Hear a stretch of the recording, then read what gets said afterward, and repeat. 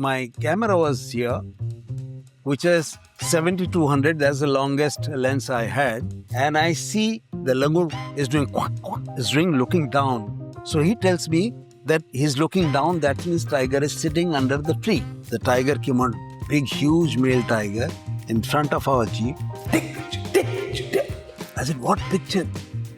Such a beautiful tiger. You're telling me to take picture. What will I do with the picture? I'm not a wildlife photographer. Tell us something about your wildlife projects, a project that was really, really challenging for you. See, in wildlife, it is the toughest thing and the easiest thing. How do you come up with these unique composition ideas? You have to mingle with the jungle, you know. There are many things which you learn by doing it. So when I first went... So all of these pictures that I see here, if there is someone who wants to take such a picture, what would be like top 3 things that they should keep in mind? Even if the subject is only 10% of your, again I'm calling it canvas, 10%, but it has to be the hero. Doing an exhibition abroad, it's any artist's dream. How did that happen? And how many of these exhibitions were wildlife exhibitions? See, all these exhibitions are wildlife only. Because in Europe, I have noticed... So if we were to end on a note, you would say that it all depends on what you do. Yeah. And if you are doing your karma, you will get what you deserve. Yeah, exactly.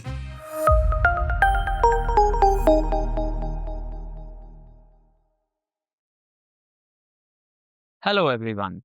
A very warm welcome to this episode, and today we are moving forest with the legendary Akash Das. I am Keshav Sharma, your host for the show. Every fortnight, I interview prominent and inspiring personalities from the wildlife space to share all the well-kept secrets of what drives them and what makes their connect with nature. During my conversations, I try to look for some interesting stories that might make you fall in love with the natural world and their craft all over again. It is an honor to introduce to you one of the most talented and passionate artists of our time, Akash Das. Akash has dabbled into different genres of photography, from advertising to fashion to wildlife. In this world of instant gratification, his work has stood the test of time and has inspired 16, mind you, 16 solo exhibitions at some of the top places in the world. It took him to different places in India, but not just that. He has also done a solo exhibition at Miami, Hamburg, and at the epicenter of art, Paris, and the cultural hub of the world, Chicago. He was behind some of the most iconic ad campaigns, like the Incredible India campaign that we all know about. He designed the packaging of Maggie and was able to capture the imagination of the country with his work. When I had my first call with him, he told me that although I have won more than 100 awards, but I don't want you to mention them at all. That is a testament to how this man lives in the moment.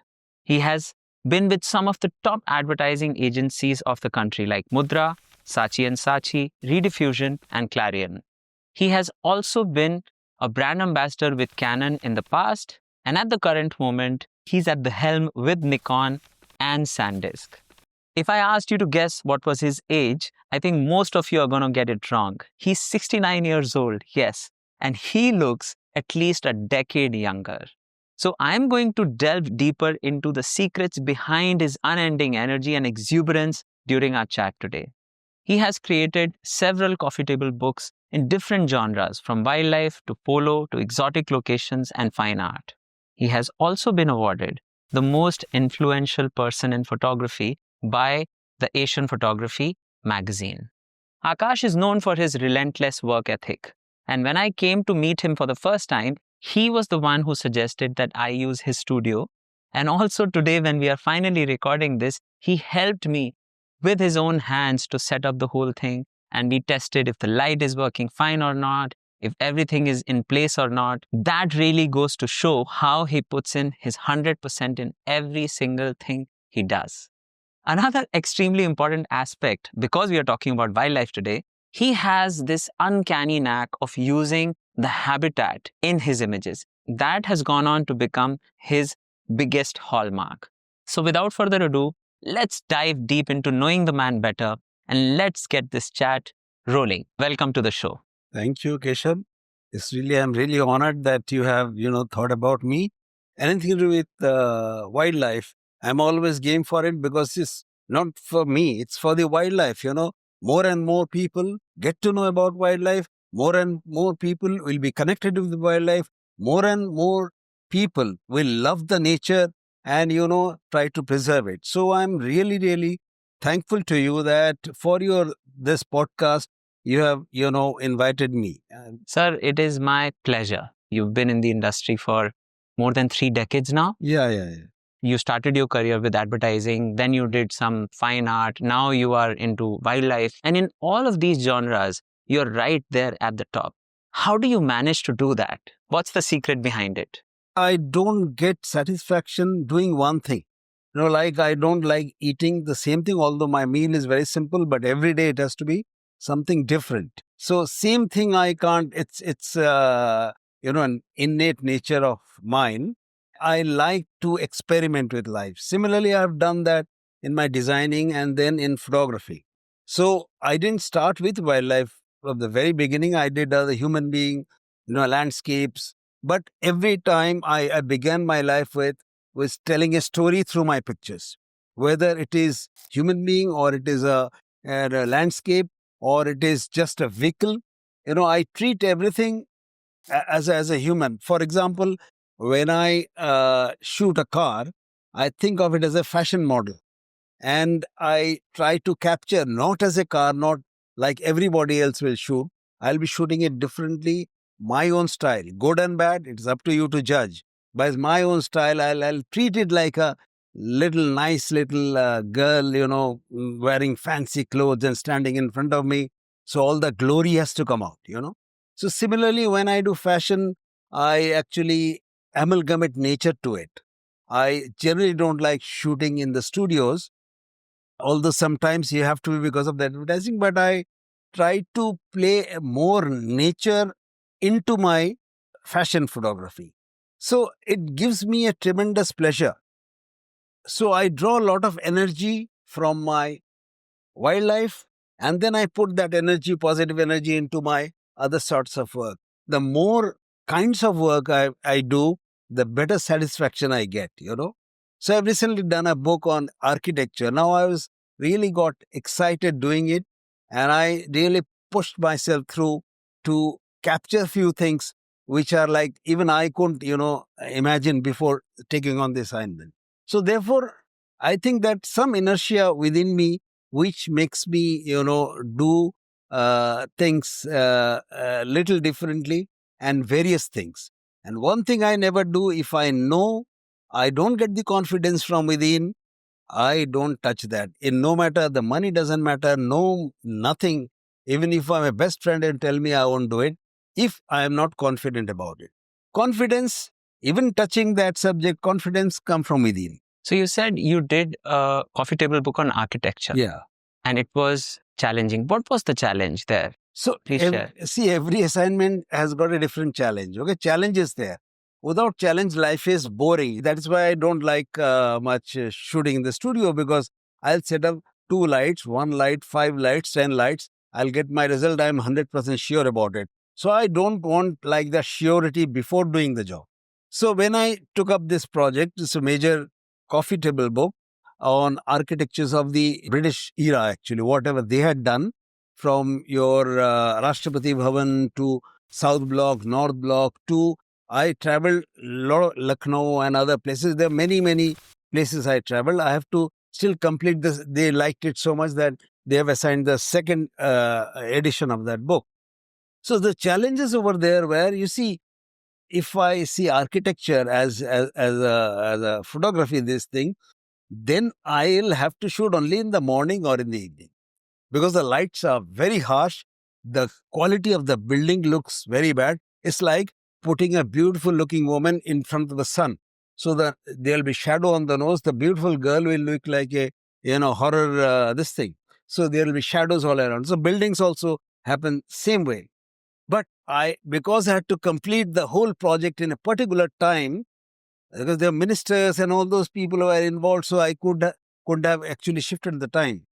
So when I took on I first I told them I can't do it in this time, but they really, really, asked me, requested me, whatever the ways, So I took it on. When I took it on, so I started shooting early morning, afternoon, harsh light when I'll never touch my camera, then night, then midnight.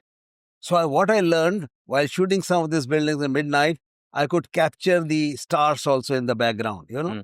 So that is a learning for me. And many places, like even during the day when I went to shoot there, I found nice cloud has come in. So I tried to exploit this cloud more.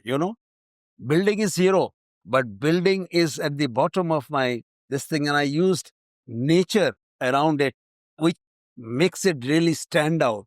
So instead of just shooting the building, I did that. There are many challenges, like for example, say FRI, if you know, in there are such a magnificent building, but like government people are there, so they switched on the lights at 9 o'clock, then went home. Half of the lights are on, half of the lights are not on. That looks so bad in the picture. So what I did in certain area, I put it my angle such a way that where the lit area is showing, the other area I painted it with torch. I gave a time exposure, painted it with torch, so it looks very nice. It looks like very well lit building. Interesting. So you have to give a lot of time. So I used my torch hell of a lot. I used my pointer hell of a lot. So that way I manage pretty well, because it is very well appreciated. Very So interesting. Is the book out? book is out. I'll share the book with you. Sure. That would be amazing. There was a challenge and you took the challenge head on and you came up with your own solutions on the fly. Yes, yes. Tell us something about your wildlife projects, a project that was really, really challenging for you. What were those challenges and how did you overcome those challenges in the wild? See, in wildlife, it is the toughest thing and the easiest thing. Why the toughest thing is basically because none of the animals, when people look at my pictures, say, some people who do not know about it, they say, did you use a flash? Did you use a light and all that? But they do not know under what circumstances you are shooting. As it is, the animals, for example, tiger and elephants, they really hate human voice. They hate lights. No flash you can use. Plus, they are 500 meters away from you, 200 meters away. There's no light can help. And from a moving jeep, if you're taking some pictures, or from the elephant top, you're taking some pictures, you cannot have any lights. The challenges are the light. First of all, subject. You have to know the jungle. Then you have to, have the patience. Understand the jungle, have the patience that what bird is calling, what animal is calling.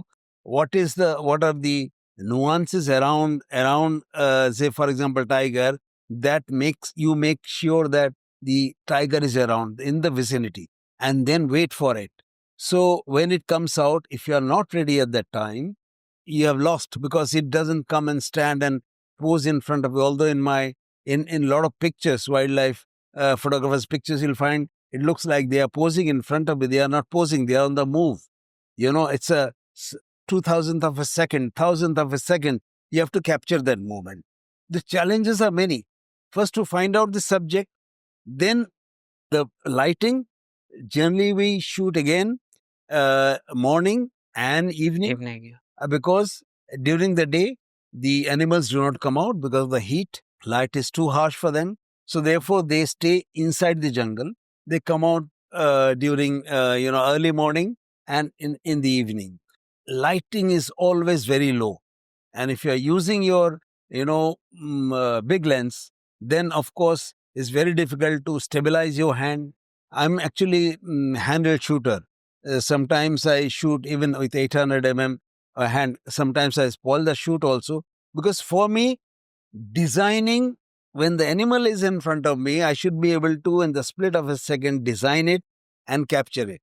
So if I go for, say, 3 days to a jungle, and if I shoot, say, about 2,000 pictures, if I get 3 good pictures which are of my liking, I really consider myself very, very, lucky. So that way, challenges are all around. When I was speaking to you, when I came to meet you here for the first time, you told me that these days cameras have this capability of shooting fast images. They have very fast shutter speed. Yeah. But then in the same breath, you also said, but I don't use it. Why did you say that? And why don't you use it? Because that's technology which is there available for you. You could use it and you could maybe choose from one of those pictures, and that can become a magical moment as well. Oh, this is a very good question because this is a very, very close to my heart question, because I don't feel shooting randomly. I feel like everything should be connected to me when I'm shooting. So I don't lose my eye contact, and I don't go just like that, like, like a machine gun. I don't do that basically because I have seen you might get every moment you might be able to capture, but sometimes you lose your focus on it, how you are, capturing. See, for example, suppose there is a tiger coming towards me. Now I have to shoot in at least couple of ways, whether I shoot the face, just the face, or the environment, or the habitat, or any, or just the eyes. So I have to decide that. Now, tiger is there maybe for 5 minutes, maybe for 10 minutes. I'm lucky if it's there for longer. I have time to design my, I call it canvas, because it's my frame is my canvas. So if I shoot with a motor drive, so I am shooting whatever comes in, I'm shooting. And I'm not composing it, because while putting 20 frames per second, how can you compose your picture? Once you have composed, you have composed. So those about, say, about 2 minutes, if that animal was in front of you and walking, so all the shots will have the same composition. So for me, the storytelling is most important. So I find this way that I can actually capture better way of telling a story. But having said that, when I shoot a bird, I do not have any what you call problem shooting in high speed mode, because then the bird when sitting doesn't look nice, and the bird actually flying looks so alive, and tells you a story that how the bird is flying, and it shows in the glory, and general light is in the top, so the light filters through their feather and all that, so it looks nice. So they're telling a story. Although I'll compose one picture, and then I will move around my camera along with the subject. So there I use highest possible speed. Or sports. Yes, when I'm doing sports, say for example, when I'm doing polo, the horses, when they're running, either they're running towards you or from one side to the other, or the other people's reaction. Some amazing shots I get when I shoot on motor drive. I have seen some of your polo images, especially those where there are two horses, but they look like one. Yeah. How do you come up with such concepts? Because not only polo, even in wildlife, your style of wildlife photography is different. If my understanding is correct, you were one of the first ones who started using the habitat. Yeah. But basically, the underlining thing is composition. Yes. So how do you come up with these unique composition ideas? Everything that you spoke about, whether it was architecture, whether it was fashion, whether it was wildlife, whether it is sports, the style in which you shoot and create a composition is very different. So how is it that you are able to manage these different composition styles across genres, and especially wildlife? How did you come up with this always shooting the habitat with the animal? I think that's another good question you asked me. Maybe it fell on my lap. It happened that way naturally. I'll tell you what, when way back in 1998, when I first started going to the jungle. So it was Corbett, a friend of mine, said, let's go out for a holiday. So he took a lot of his friends, I took my wife also, and I didn't know nothing about jungle. I used to wear clothes like this, colorful, the brightest clothes, and I used to go there. Then I got to know when you are in the, I studied a little bit. I saw these kind of things reflect lights. So even if the animal in front of you is colorblind, but the light reflection immediately catches you, and it actually disturbs them. For example, white car, white gypsies. Why they are not white cars, white gypsies in the jungle? Because it reflects light, and from a distance they can see it. So you have to be camouflaged so that you can hide yourself. You have to mingle with the jungle. There are many things which you learn by doing it. So when I first went, and first trip, early morning trip, and I go across the river. I didn't even know the geography of that place. So through the river, they took me to the other side of the Ramganga, and we come out, and somebody said, my friend said, see that langur is calling, so it is on the left hand side. So I said, look, funny guy, he's saying langur is calling. Langur will call in any case. So what is such a big deal? Another forest guard was there in my jeep. And he said, no, no, go right, because there is another tiger there, I know. My friend said, go left. I was driving. I had my camera. You were driving inside I the was sanctuary? driving because that time it was allowed. I bought a gypsy, only to go to the jungle. I had other car, but I wanted to take a 4-wheel drive. So my camera was here, which is 7200. That's the longest lens I had. And a camera was there, and I turn and I see the langur is doing quack, quack, is doing looking down. So he tells me that he's looking down. That means tiger is sitting under the tree. So these things you learn, and you have to be very, very receptive to learn these things. So I said, what should I do now? I said, just wait. He said, the moment he stopped the jeep, he said, switch off. I switched off, no noise. The tiger came on, big, huge male tiger in front of our jeep, looked back at me, and then started walking. Take picture, take picture, take. I was in awe of the tiger. I said, what picture? Such a beautiful tiger. You're telling me to take picture. What will I do with the picture? I'm not a wildlife photographer. I told myself, that time I didn't argue with him. Later on, he asked me, why didn't you take a picture? Because it's a very rare scene. So anyways, we went, the tiger went off. We went, coming back, then one elephant, rogue elephant was there, and through the sal forest started running towards us. So he says, charge karega, and I didn't know what charge means. I said, I will drive fast, he's an elephant, big, hefty guy. How can he catch up with me, So he started coming, and then I suddenly see this is front of us, and there's a lot of dust and all that. And then I switched on, then I moved forward. So this guy later on tells me, he abused me, and he said, you would have have us all killed next time. You'll not be on the wheels and all that. And instead of taking pictures, I will drive, you take pictures. These are very rare scenes. So first day, first shift, I got this experience. Then in the evening, he said, now you go on an elephant ride. That time elephant ride was allowed. I'm glad. Which sanctuary is this? Which sanctuary? Corbett Tiger Reserve. So that time Jim Corbett National Park. Now it has become Corbett Tiger Reserve. So in the evening, I go on a elephant ride, and I see a lot of elephants going, and behind them are these mountains, layers of mountains, and it's almost like sunset. And there was like this reservoir water. So they are going, there's reservoir water, the elephants are moving on there, and mountains in the background. Mountain in the background. But you can't tell the elephant to go fast, slow. Wherever the elephant is, I told Mahavat to stop the elephant. I took some pictures there.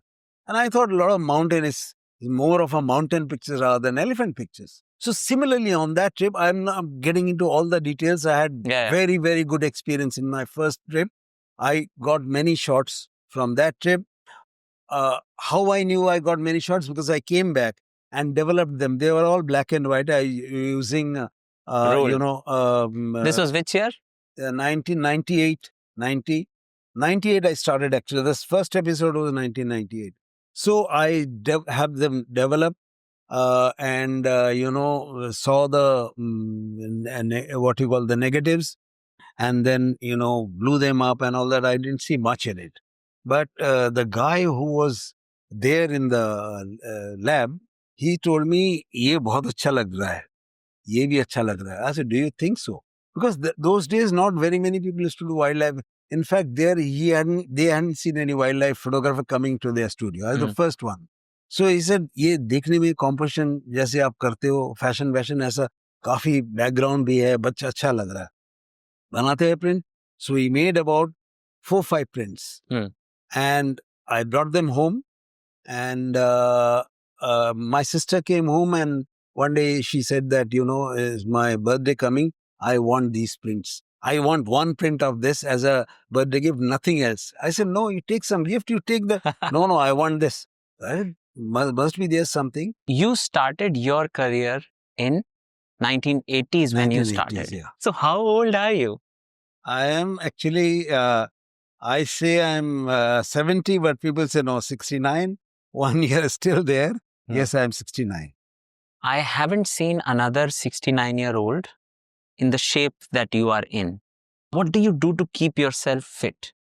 Where does this energy come from? Is there a secret that you'd like to share? See, there's nothing to share. It's all in the open. And I don't know what to say, how to answer this, because that's my daily life, natural life. What I do every day, 2.5 hours to 3 hours is blocked for myself.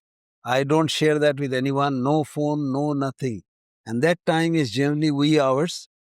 Early morning, I try to do it 4 to 7, but sometimes it doesn't happen. Sometimes it's 7 to 9:30. What I do is I do my yoga practices, my meditation, my lot of different kinds of breathings I do. Kapalbhati I do, Wim Hof I do. The greatest thing I find is when you do Om, right way, if you do it, it comes from inside.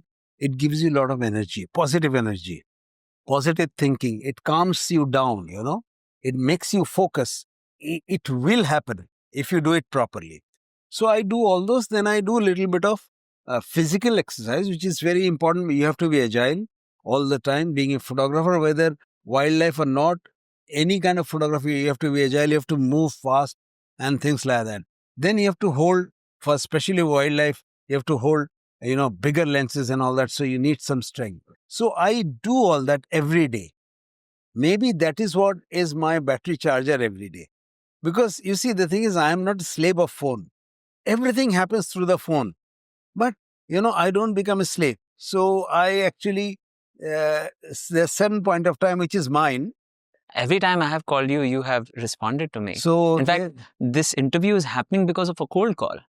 I was supposed to get introduced to you through a common friend, but then I thought maybe he's too busy. We were not able to get connected. I just looked you up. I had your number from your website. I thought I should just give you a call. I called you and then it happened. Yeah. So, yeah. And I'm also sorry to cut you because I feel I tell everyone around me, Joe, what do you think? Like there's a famous person said that, Jo kal kare so aaj, jo aaj kare so ab. I believe in that. I don't linger on anything. It has to happen. Let it happen. Today morning, a friend of mine was released on a magazine, an article on wildlife, on my this thing quite a bit, and he called me up. Can you, give me a write-up about it? I said, I'm not a writer. He said, no, you can do it very well. You have written the past. So I was writing something about environment for him, animals, how they react to the sound and all that. So I said, like, before you came in, so I had that 10 minutes. So I've written that article already, I said, why linger it on? So I feel good when I've completed the job, So that way it is my habit is like that. Interesting. So where did this start? You said you do yoga, you do meditation, and you also do breath work. You spoke about Wim Hof breathing. I also do all of these things. Cold bath. Cold bath, wow, interesting. I am also someone who always takes cold bath, no matter how cold it gets. Yeah. And there was a time I was taking 2 cold baths a day, not anymore though. So where did it start? Do you remember when you started doing this? What was the catalyst? How did this thing came into your life? I'll not be able to answer because beyond my memory, because as a childhood, I said I was, people used to say I'm mad. And it was, I used to do a lot of things, which is normally people don't know, normally students don't do it. I used to do all those things, and I used What to were those things? see, for example, as I told you, doing headstand anywhere, even on the floor, I'll go to the, rooftop. There's a lot of dust and all that. I'll do it on it. Anywhere, I wouldn't bother about putting a mat and things like that. Then doing, sit-ups, and then eating one meal a day. So things like that. So when did this start? What happened in your childhood that led to the Akash Das that we know today? If we can go back to your childhood and And, talk about I, your physical prowess in childhood. I've got a very bad memory. I'm also highly dyslexic, Oh, really? So reading is a little problem. If you complete a book in 2 days' time, I'll take about 15 days to finish it. So I'm from the childhood I was like that, and I don't remember. See, I only remember positive things in life. Whatever happened, never ever I do remember anything which is negative. Even today, something happens, I just cut it off. So I don't remember anything what triggered it to me. But yes, I remember that I had a inclination of doing this rigorous paining your body so know the truth. That's what I heard that, I had read some books. I used to read Swami Vivekananda's complete works and all that. Even before that, I had read that to get the truth, why we are here. There's a question in my mind all the time that why we are here. Because in the society, you see many things happen, but there, to question that, I said, okay, the best way to do it, as small knowledge I had, give your body pain, So I has to give my body as much pain I could give. So although my parents used to tell me, don't do this, don't do This that, was how old were you when you would do this? maybe 10 years old. So I started from then only. And, So from 10-year onwards, you would do rigorous workout. yeah, I don't remember exact this thing. I remember I was in school. I'll be running towards my school, which was about 3 kilometers from my house. So we used to walk down. So I used to run from my house to reach on time at 9:30, So I remember every day I used to be late, and I had to had bath every day. I had to have proper clothes every day. So I had only two pants, and my mother used to, after football and all that mess up. So every day she used to wash them, iron them, I have to wear them, and I run towards the school. So I used to be late every day. Now that you ask me, I never reached school late, but because I used to run so fast to reach there. So it started then only, this madness. I hope nobody does it because it's my personal madness, my personal life. You would do rigorous workout, you Yeah. would run to school, you would do 3,000 sit-ups Yeah. every day. Yeah. And then suddenly after your graduation, you decided that you will leave everything and go to the mountains. Why did you do that? Because I think I read Somaji's books and all that, and from the very beginning there was something which I wanted to know more about life. So maybe that drove me, and I was not channelizing I was doing randomly everything. That is why my health was deteriorating, because I was doing randomly, all this exercise and everything, eating one meal a day and things like that. Obviously, it was taking a toll on my health. But I won't go calm down. I'll do it more. I said, how is it possible? People do it in the Himalayas. Well, when I started, my father said, my mother also said that let us go to Ramakrishna Mission. We go there. There are many ascetics. You meet them. They listen to their lectures and all that. Where was this? This was in Ramakrishna Mission, which is near Panchkunya Road. It's a very good, In Delhi. in Delhi, yes. So I used to go there. So then when, you pass out from your higher secondary, I thought then I want to join this mission. But the Swamijis over there said you can't, because you have to have a degree first, Then I joined Delhi College of Arts, Delhi University, 5 years degree course.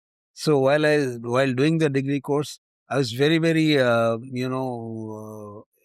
into it, doing. I used to have a lot of fun also. But at the same time, I never used to miss my class. I never used to I used to do a lot of drawings and all that. So I became a sketch master, So anybody sitting in front of me, within seconds, I'll make a sketch and minimum lines, And also I got first class over there. So I got 2 jobs before leaving the college. My professors only introduced me to some companies and I got 2 jobs. Then I said, okay, fine, finish. I've spent so much of money of my parents and all that. And now let me get some money and contribute to them actually. So I joined, then I said, this nothing is not for me, this life, because once I get stuck, I know what happens, that you do this couple of years, then you get married, then you have children, then you have a house, then you have a nice car, and your life is finished according to me. Not may not be for everyone, but according to me, my life will finish. I'll feel claustrophobic doing that, I joined competition mission, and then I met many very very highly elevated people who have chucked everything to get in higher consciousness. So a lot of people are normal over there also sadhus, but few of them were really good human being, and they had realized their consciousness. So I joined them, but then after, because they also have hierarchies. So if you do this, and I was rising in hierarchy very fast because I has to do everything smilingly. I has to work so hard actually. I mean, At the mission. at the mission, because they used to do a lot of philanthropic work. So that year there was in, I think, 77 or 78, 76 only. There was a flood, and I was in charge of the food side. So 10,000 people, uh, uh, cooking was under me. I was very young chap, but they had full confidence. So I has to manage so many people, 10,000 into 4, 40,000 chapatis every night, along with it dal, sabji, and my mahant told me every meal should have achar and also should have some sweets. So these 4 kinds of things and chapati and rice, packing them whole night and delivering them, distribution on my not on my hand, because somebody else was doing it. I was busy and I was then preparing for the next day. So for 21 days, I would have slept maybe 8 to 10 hours maximum. Wow. So I didn't need it because the energy came, because work was such. The energy came from within, So as they say, God sent energy. So it was a very good experience. But then I thought I'm a rising hierarchy, and that is getting into my ego. Ego is the worst thing a human being can have. And all this war is happening nowadays because of egos, So anyways, so I said, now this hierarchy thing is getting into me. So everybody started calling me Maharaj, Maharaj. Without me, people cannot do, because they used to call me, I'm the mother of the mission, because 60 people inmates used to eat every day. And then they used to have, special people used to come. They also eat. Their Supreme Court Chief Justice and ministers, they also used to come. So I used to look after everyone. So everybody used to like me. So what happened was, on a hierarchy thing, slowly it was my mission, ultimate mission, was getting lost. So one day I checked everything and I just left. How old were you? Himalayas. I was at the time 21. So 21, between that. And where did you go? I went to first from Delhi to, I took a bus to Rishikesh, and then I had no money there. I stayed in Dharmashala, and then from there I started walking to Badrinath. Were you still a part of the mission, or were you? No, because they didn't know. So they asked everywhere, family and everywhere. Then they had to put it up with the police that this person is missing. Where is he gone suddenly? And early morning I left actually. At 5 o'clock I had to do Mangalarati. I did the Mangalarati and then I left, writing a letter that I'm going towards Himalayas. The cops couldn't find. Obviously, I was in the hills, So that's a long, different story altogether. But it's an interesting story. We should I mean, we can totally talk about it. So, No, what I happened had after Rishikesh?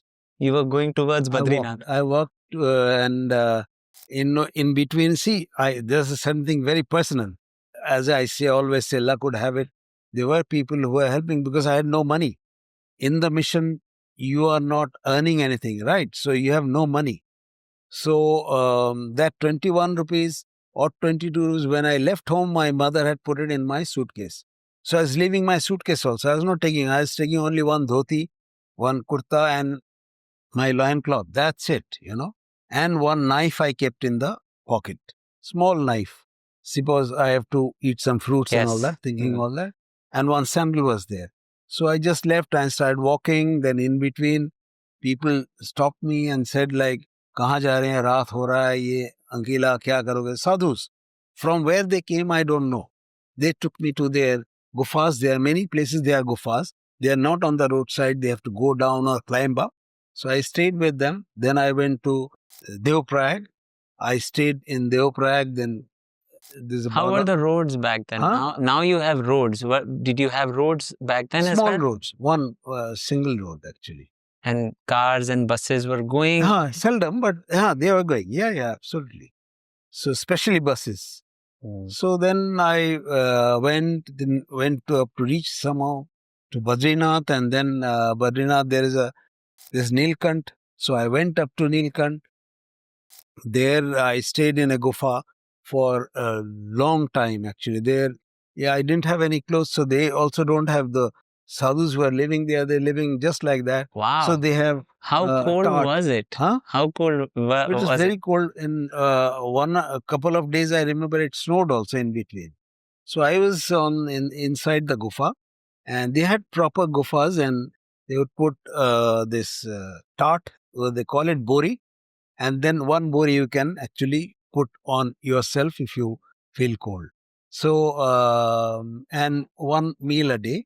And that meal also they taught me, say bel patta ka teen jo samne ka hota, you just boil it, and there are certain other leaves. You have to just chop them and boil them in a earthen pot for 2 hours. Then you have to just gulp it down. So there is something else inside, some other hunger inside, this food didn't matter. The life didn't matter if I'm there or not there. Because see, everything is now related to our bodies. Mind, mera kya hoga? That time in that situation, I had no feeling at all, I said, kuch bhi ho jaye, whatever it is.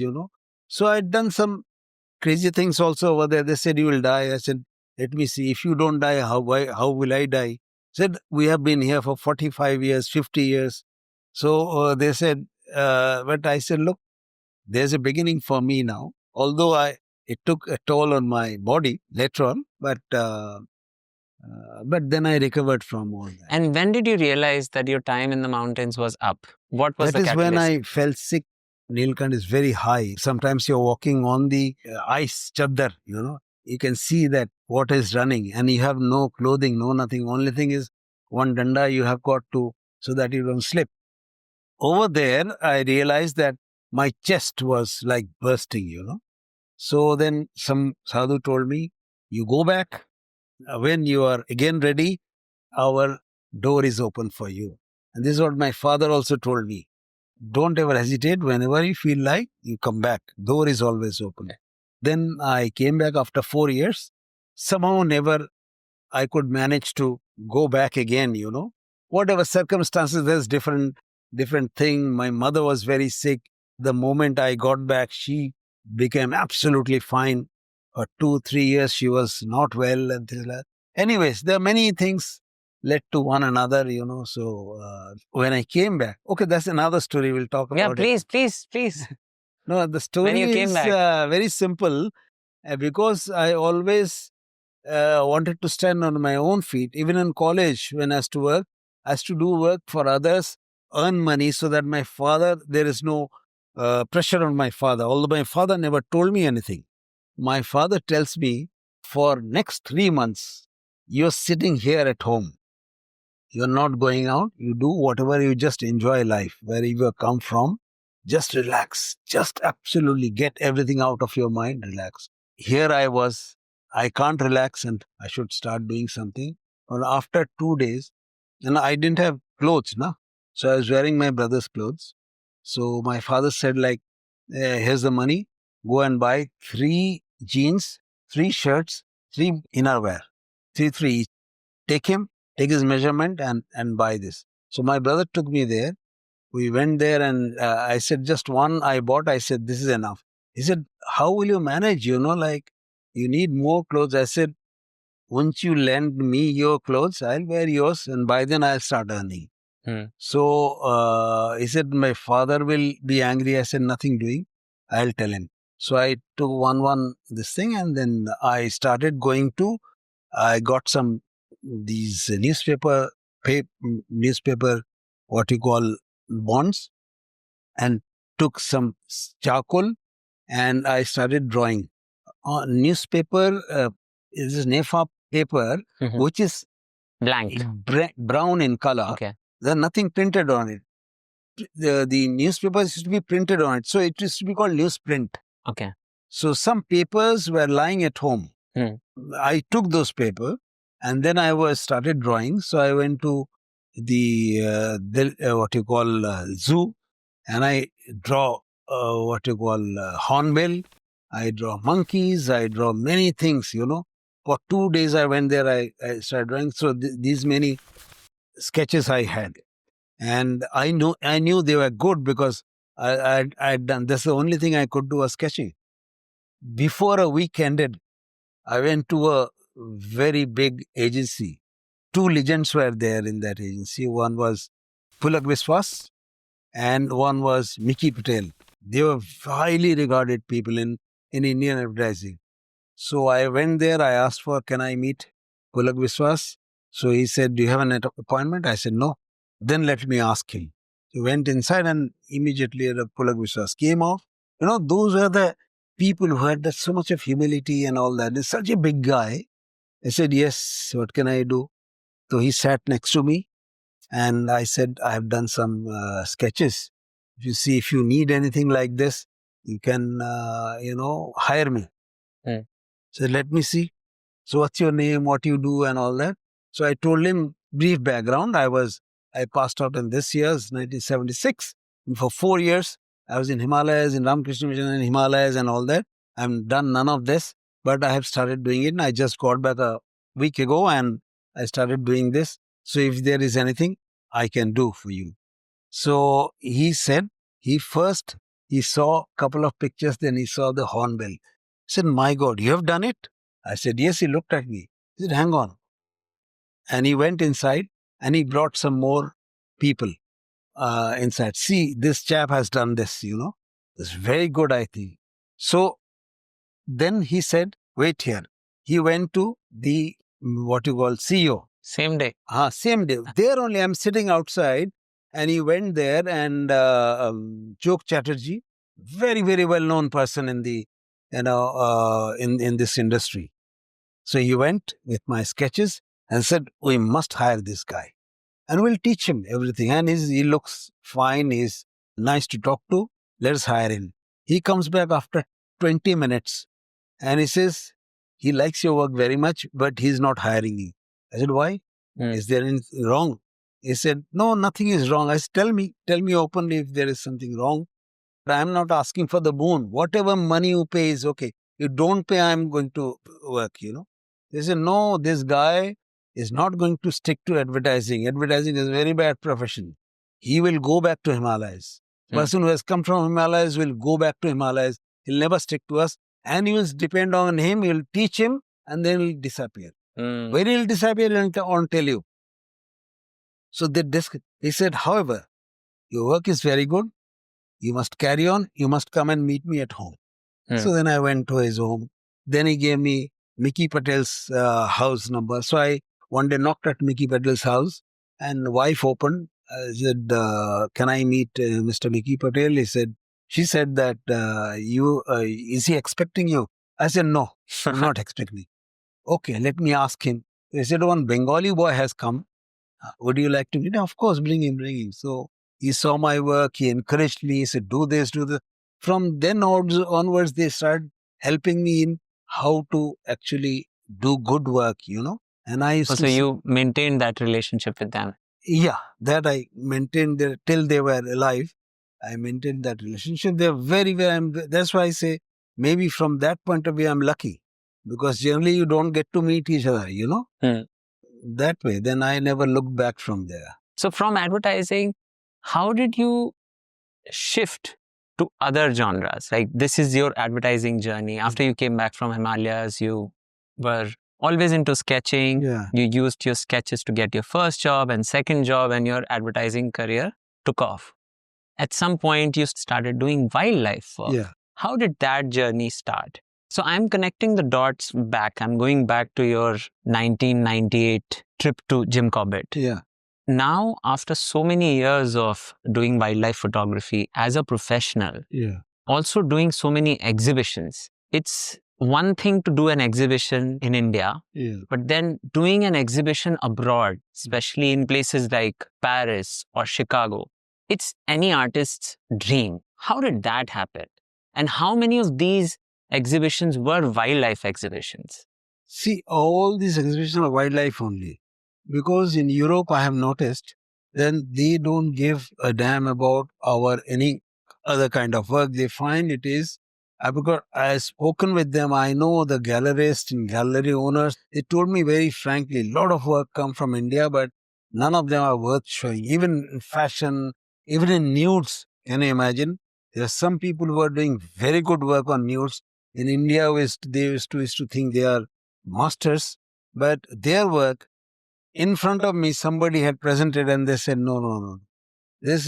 We have seen it from our childhood work like this, because, those work are westernized and Westerns have explored everything. But this kind of wildlife, they had not explored. What I was told that they had not seen photograph which is telling a story other than documenting that species. So there's a lot of difference.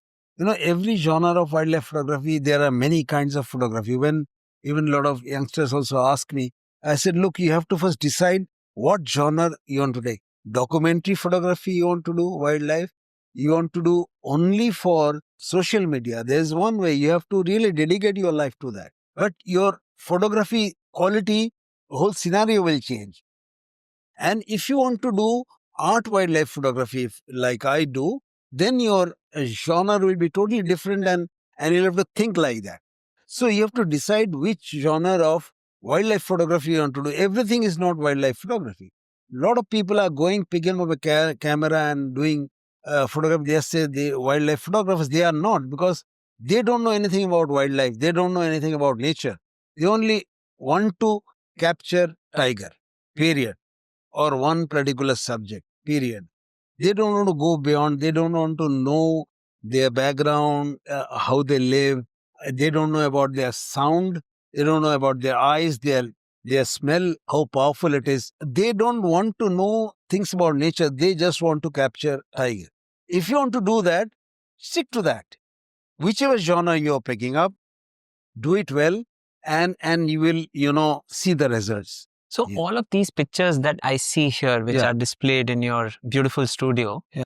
none of these are portraits. None of these are close-ups. We did speak about how that capturing the habitat happened. Yeah. Now, if there is someone who wants to take such a picture, Yeah. what would be like top 3 things that they should keep in mind? Even if the subject is only 10% of your, again, I'm calling it canvas, 10%, but it has to be the hero. The idea is you're capturing a particular soul, but your canvas is large, because where is that soul, which is the part of the jungle? And if you just put your finger on that 10%, the picture is nothing, because it is soulless picture. It is not telling you a story. And if you show only that 10%, you make it 100%. The tiger is nothing, because people have seen it so many times. The same thing, whether you are shooting in an enclosed environment or you're shooting in the jungle, nobody can tell. So therefore, you have to, from the very beginning, the moment you enter the jungle, you have to understand that I am going to do even if I shoot a bird, Even if I shoot any animal, elephant, how will I compose it? Composition is the main thing. And when you're thinking about the composition, also you will have to think that whether my subject is going to get merged with the background. Take that into consideration. So, for example, a bird is flying. Now, bird is flying, you can capture it, it will be a documentary picture. But if I have to see it, I have to show the sky also. So I'll show maybe the bird is small there. There's little bit of sky is also there. So you can make out the difference. So if there is an elephant, so how the elephant behaves. There are many things which elephants do which we don't even know. So therefore, how you tell that story? They can hear, they can communicate. There is a story there. But how do I encapsulate that in my canvas? Because the moment I move out, so you're seeing the nature more than the elephant with the background also along with it. So when a person is looking at it, he gets more involved and engrossed with the picture as a whole. It's as a whole, okay? Because if you just do another documentary photograph, people say, wow, nice, and then they'll flip the page. They will say, okay, theek hai, I have understood this. But I've seen many like this. But when you look at a picture which has got a lot of environment to it, along with the animal behavior, people will stick to it. People will want to know what is the story behind it. So, three things would be understanding that this picture Composition. is nothing without the subject, Yeah. but subject is not everything. Yeah. So, surrounding and the subject, which makes the composition. Yeah. One is two actually. Yeah. What would be the third thing? Third one is, as I told you, that whether it is getting lost or not, it should not get lost. For example, if you're sitting here and it was only close up on your face, you can hear, everybody can see you're talking, but it's not creating an environment around you. So the whole idea is to create that environment along with you, and proper lighting has to be there. While doing so, most of the people, they miss out on the lighting. Now, lighting is not your hand, but the camera is in your hand. Do you want to go lower? You want to go higher? You want to go sideways? You want to go this way? You want to take out in a shorter optics, or you want to go for a longer optics? Which all this comes with experience. And this, again, I said, there is not enough time for you 1 hour to select all this. You look at the subject or envisage the subject might be there and decide on your frame. Interesting. So, while following habitat and the subject should not get lost. I get it. You mentioned one word a lot, like you mentioned about animal behavior quite a lot. So, what is the importance of behavior ecology and animal behavior, understanding animal behavior? How did it occur to you that if I want to take a good picture, I want to learn more about the animal? And what can we do to actually learn more about the animal? I worked first 10 years, I worked only with elephants. Okay. So I realized that elephants don't like human voice. Okay. No animal likes, but especially elephant, when they are in a herd, they get angry. So they don't want to hear, they don't want to see anything reflective. They are very, very calm animals. They love their family and all that. They look big and huge, but they are not so violent. But if you create anything disturbance within them, so then they become violent. Now, this you have to learn. How does it help me learning their behavior? Now, I am in the middle of, I've got many situations where I'm in the middle of the jungle. Yeah. I know where to go, and there are maybe 100 elephants all around me. This side grassland, they are there. In the back, the pathways, their pathway, I'm blocking their pathways. In the back also they are there, but I'm not letting them go. This side is the mountain, or there is a drop. So I can't go anywhere. I have to stay put there. Now, how do I save myself? The elephant will come towards you, make some amazing sound like that, you will get scared. The idea is not to get scared. Idea is, whatever it is, keep your calm. Don't take any picture. Don't move your body. Don't do nothing. Just sit there as you are, It'll come, it'll sniff you, check out, and, then slowly it'll move out. They'll say that he's not our enemy or he's not disturbing us. The moment you start chatting, oh, bhagao, isko bhagao, then they will attack you more. Forest guards, they carry a gun. That gunshot, that sound, really shakes them. So then they get away. But we are not doing any of that. So we have to figure out how to tackle. At the end of the day, if a dangerous tusker is coming towards you, all you can do is don't make any noise, stand on your jeep and show your hand like this so that it feels that you're bigger. So it'll come close, but it'll stop there and slowly it will. So you have to know these things. This I knew, but I learned and also I experienced it, spending time and understanding. There's sensitivity. How is, because there are many things happen nowadays. I see very often that a tiger coming towards you, instead of you moving back because you are on his pathway. Okay. You moving back, you go closer to get a shot. That is very wrong. And tiger will stop, look on the side, means tiger wants his way. But you don't know. You don't know the language. Oh, मिल गया tiger मिल गया. Wow, थोड़ा सा आगे कर और आगे कर. Close up लेना है. This is foolishness. So you become an animal. Animal is very good, but human animals are the worst thing. So they are spoiling the jungle. Because when tiger says there's no way, tiger will attack you. Human being is not a prey, but human being force them to become a prey. Have you had any bad experiences in the wild ever?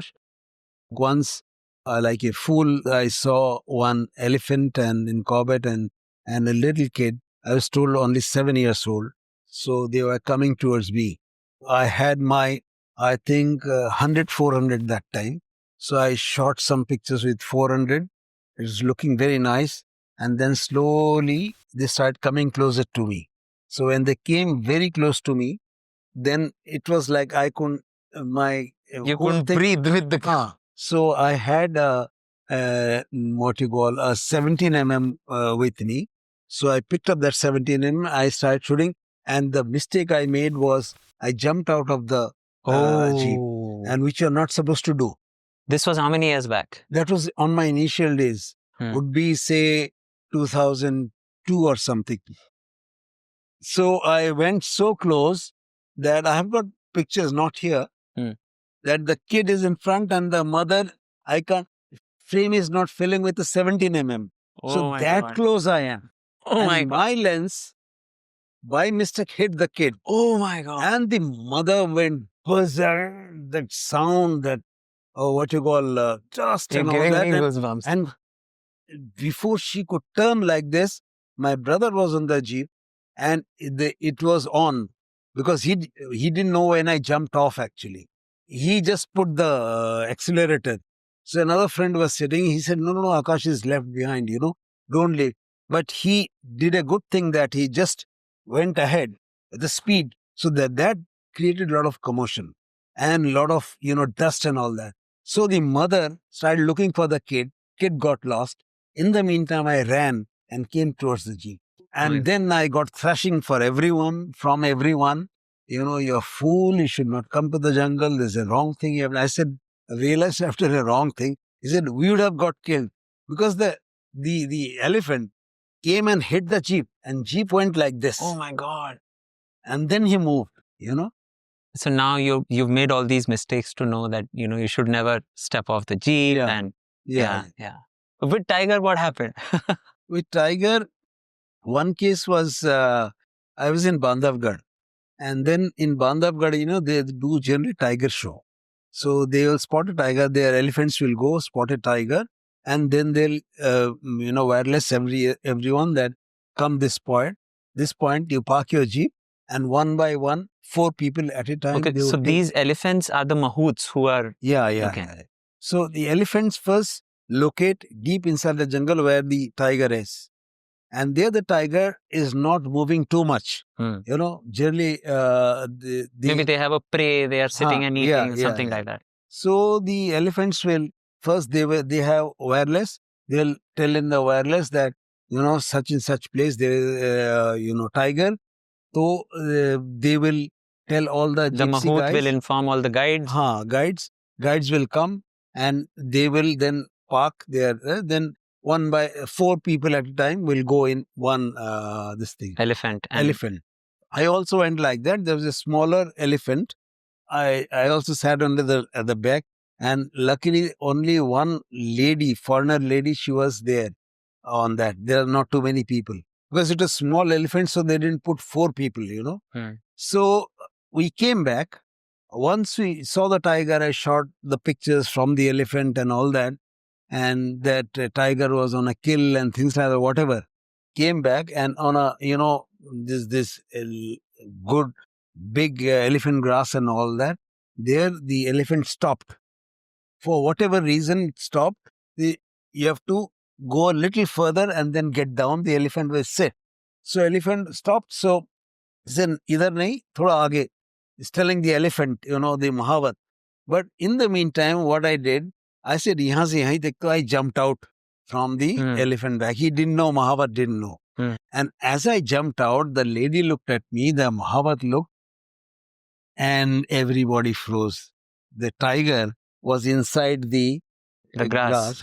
And sleeping actually. Oh my God. The tigress actually. Tigress looked at me like this. So I said, before anything happens, Let me take a picture. Let me take a picture, first. So I had 24 mm, 24/7, 24 mm. I just clicked one or two picture, That time I shot with a film camera.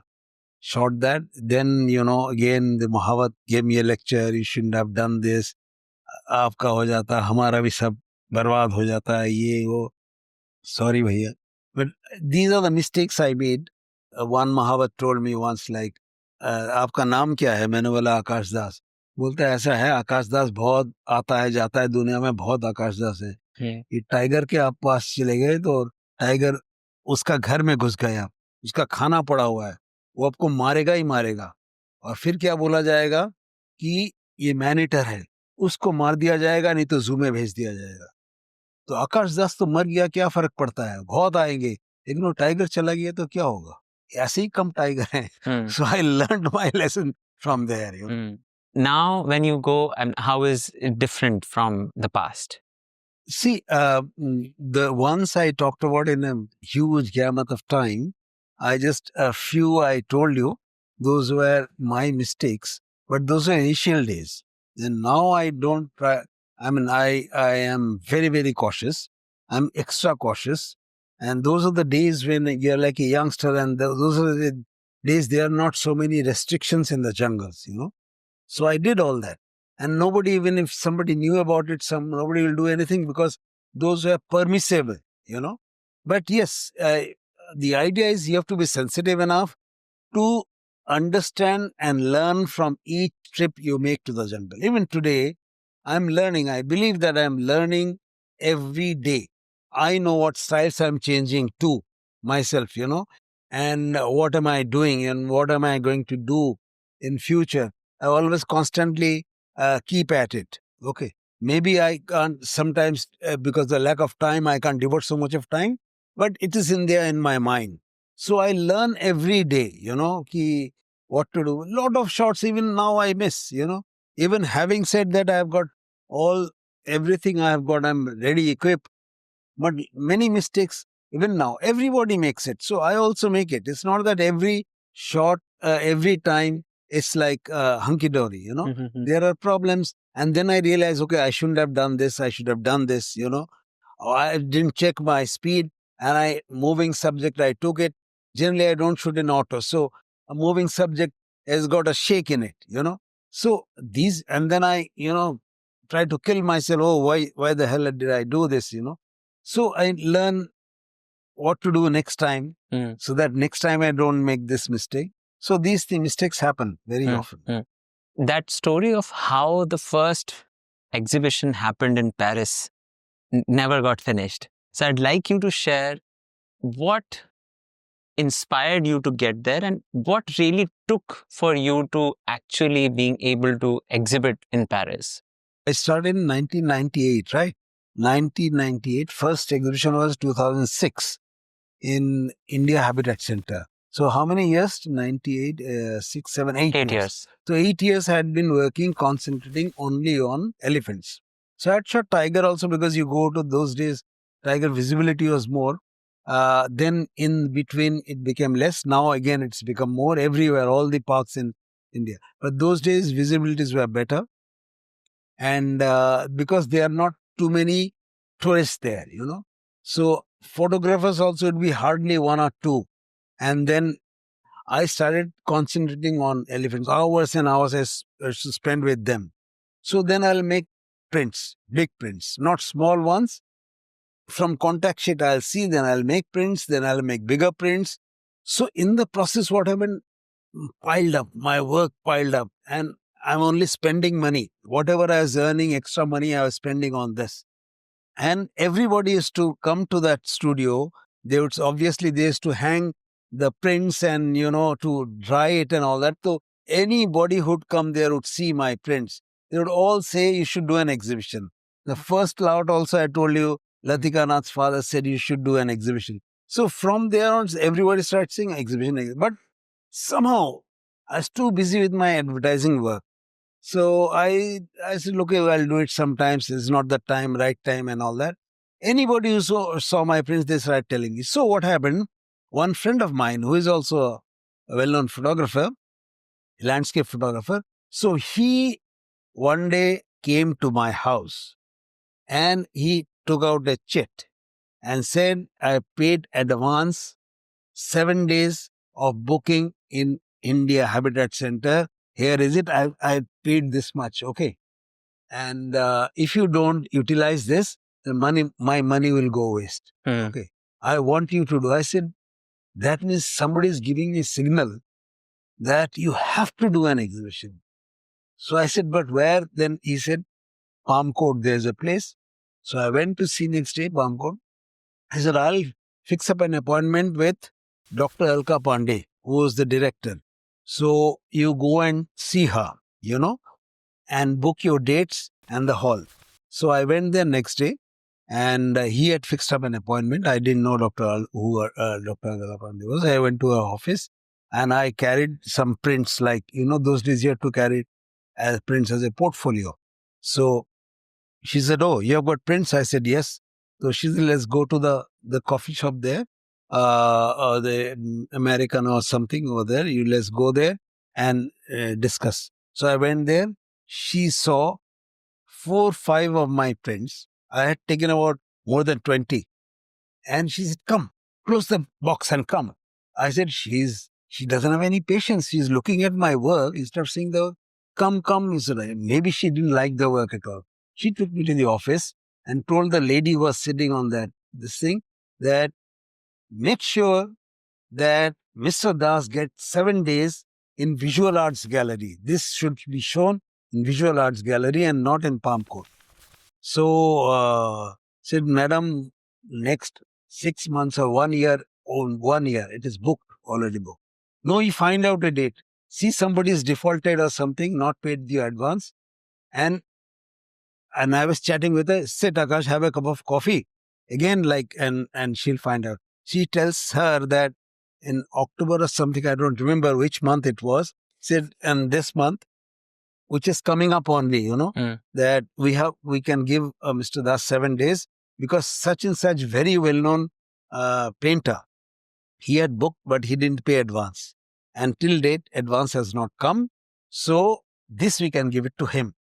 Said immediately book it on his name, and because already advance is given, so and call up that gentleman and say your time is gone. You know, we have already given it to someone else, so that he cannot say no. Hang on. Say, this must be shown.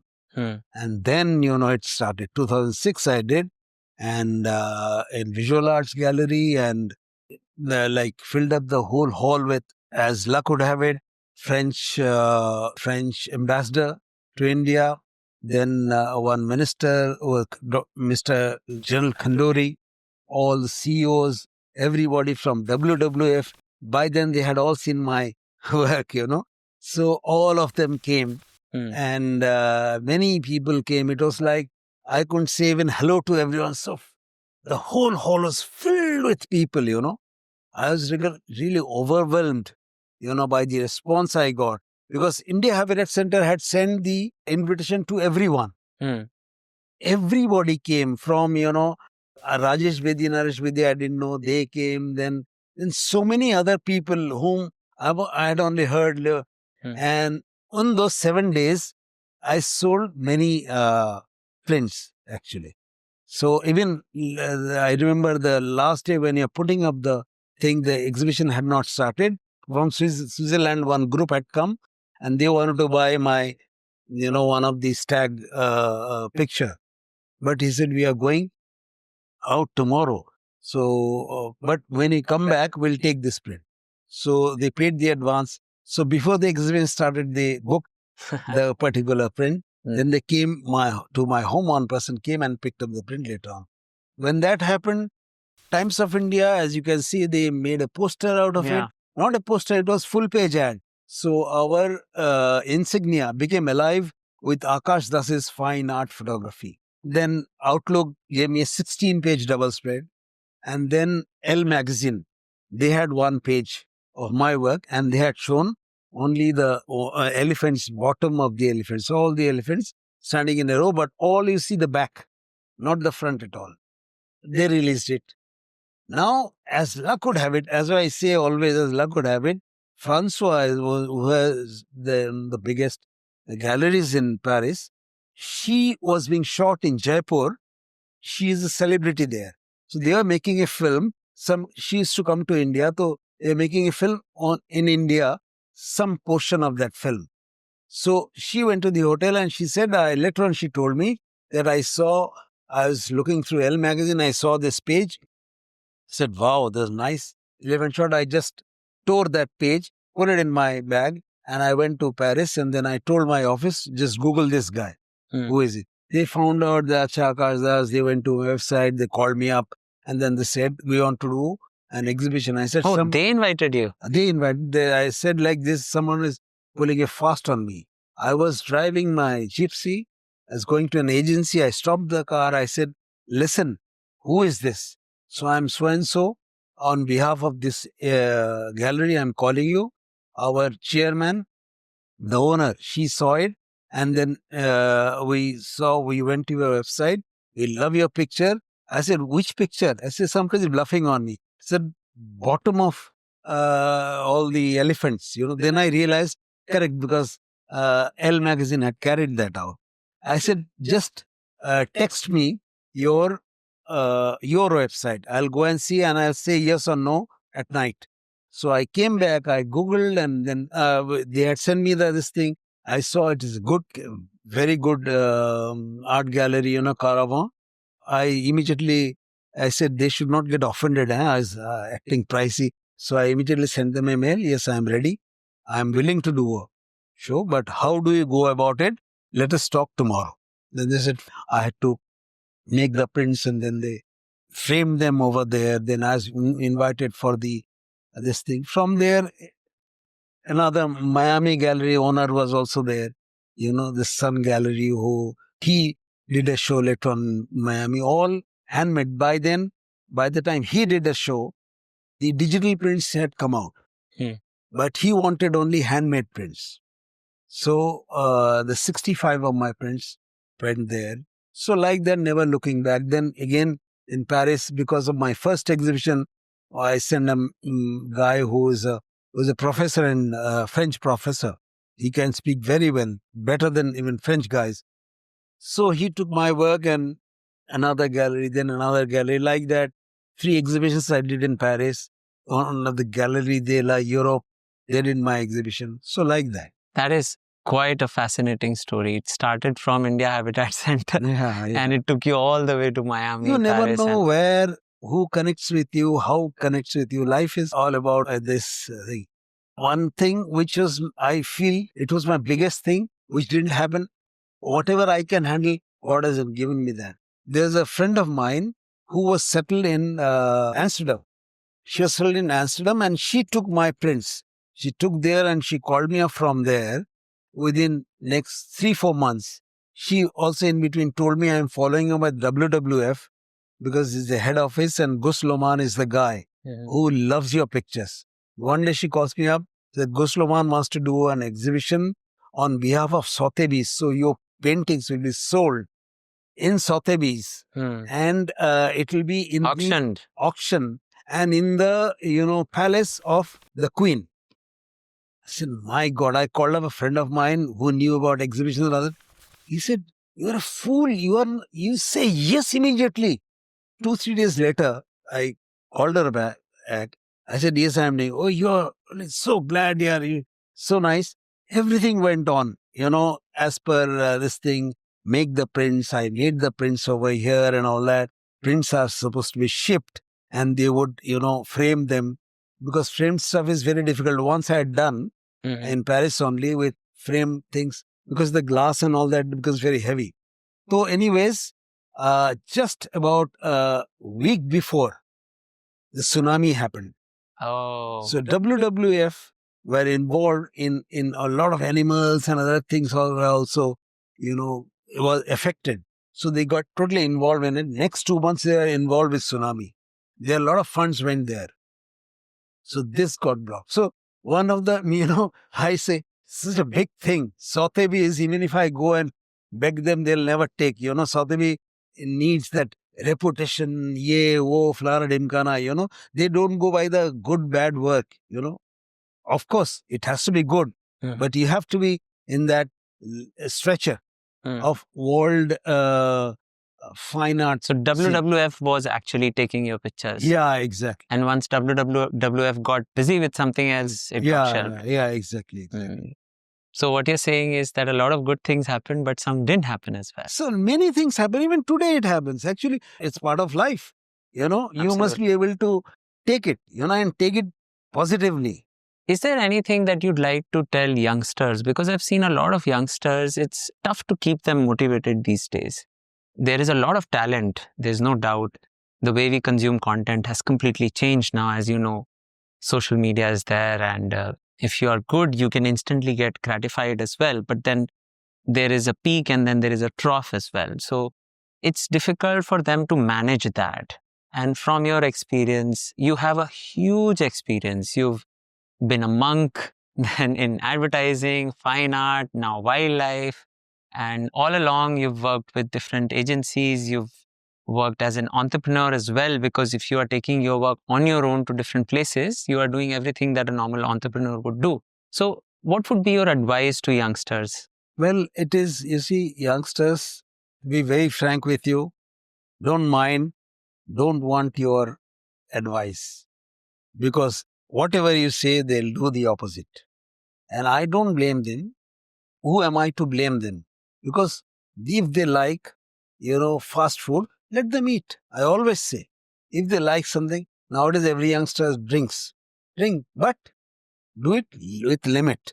If I tell somebody, you should do it this way, they will say, ye to main gyan de raha hai. If you want to do well, I can only talk about one genre like wildlife genre. If you want to do good about it, just sit back and think that what do you like in wildlife? Do you really love wildlife, or you just like, or you want instant gratification? If you want instant gratification, there is a way. In our time, there's no social media. So today you engage yourself in social media and you can earn. Lot of youngsters are earning so much of money. In our time, with doing wildlife, nobody could earn money like that. Producing good content, and that content should be little different from others. And it should not be boring. Every time, whatever content you're putting visually, what you say is important. You say it in an interesting manner. So you can actually grow. You have to spend a lot of time on it. B, if you want to do like fine art photographer, but for me, content, I'm not a content creator. I create fine art. So two things cannot go together. Only social media I use once in a while to tell the world that I'm alive. So people know the guy is there, If I do that, I can't do this. So I believe that you have to concentrate on what you're doing. Without portfolio, you can't do nothing. First, you have to build your portfolio. For that, you have to concentrate. For that, you have to make certain numbers of whether you want to do content or pictures. So once you have proven yourself, everybody will come and help you. Not people of your stature, because they'll not help you. Let us be very frank. World is jealous, They'll be jealous of you. But people who have seen the world will definitely help you to improve your content. But first step you have to take. If you want to make a musician, you have to do revas, see how good you are. Then you go to a person that I want to make you my guru. Then he will say, first sing. You see, no, I can't sing, but I want to become a musician. He'll say, how the hell would I know that whether we can become a musician or not? So as a photographer, you start doing some work, spend some time, invest some time on it, then only you will be able to. Don't go for high funda cameras and lenses. Take a simple camera, crop body you take, and you buy one zoom lens. That's it. You'll be able to do a wonderful work if you want to do. Big lenses do not make you do good work. It's only your thought process. You have almost 4 decades of experience now. What was your biggest mistake that you think that you could tell people that they could avoid in their careers? See, I don't know how practical it is for me to answer this question, because I have done many things, Designing I have done, writing I have done, photography I have done, photography of various kinds.